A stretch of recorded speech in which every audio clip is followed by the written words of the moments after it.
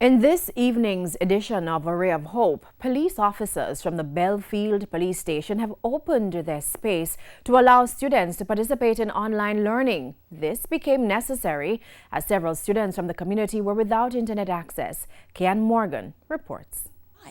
It's minutes after 7 in the morning. School is scheduled to begin in an hour. Clovina Harris, mother of two, assists her youngest, Alia Creary, to get ready. After brushing her teeth and serving her breakfast, she adds the finishing touches to her attire, socks and shoes. Outside, the rain clears up just in time to send her off. After saying farewell to her mother, Alia trots the rest of the way.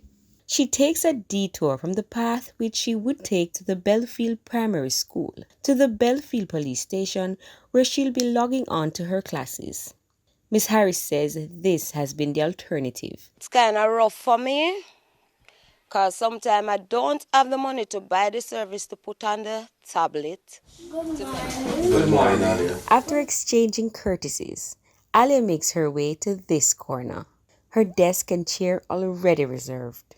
Moments later, she's joined by others who use the waiting area and the veranda as their makeshift classroom.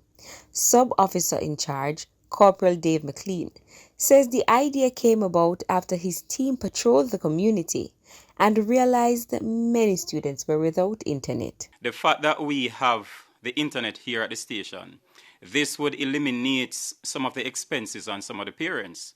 So what we did as staff here is that we went to the primary school, spoke with the principal, and then he would have made the contact, and we arranged it from there. On a good day, up to 7 students are here. They would arrive here at about 8:15, 8:30. What we do as police officers, we would sanitize their work areas.